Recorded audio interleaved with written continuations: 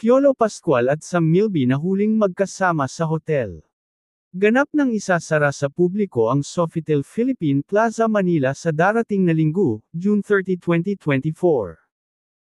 Ang luxury hotel na ito sa Pasay City, na mula sa disenyo ni National Artist for Architecture Leandro Locsin, ay opisyal na binuksan noong September 26, 1976. Malungkot ang maraming empleyado, dahil mahigit sa 1,000 ang mawawalan ng trabaho, sa nakatakdang pagsasara ng hotel na kanilang pinaglingkuran sa matagal na panahon. Sa loob ng 47 taon, marami ang masasaya, malulungkot, at kontrobersyal na eksena ang nangyari sa Sofitel Philippine Plaza, na kilala sa dating tawag na Westin Philippine Plaza.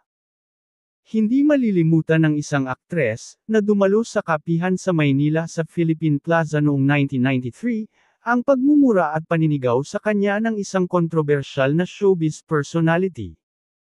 Humantong sa korte ang kaso dahil nagdemanda ang aktres. Pero nalutas ang usapin, nang umiiyak na humingi ng paumanhin ang showbiz personality na pinatawad ng aktres. Ikinasal sina Sunshine Cruz at Cesar Montano sa beachside ng Manila Bay noong 14 ng Setyembre taong 2000.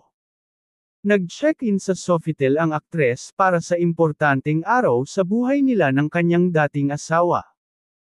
Pero ang hindi makakalumutan ng lahat, ang nangyari noong October 15, 2007, naging sentro ng kontrobersya ang Sofitel, dahil sa kwento ng talent manager na si Lolet Solis, na nakita niyang magkasama sa poolside ng hotel sina Sam Milby at Piolo Pascual.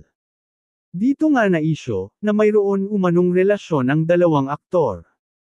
Humantong din sa korte ang isyo dahil nagsampa ng libel case ang dalawang aktor.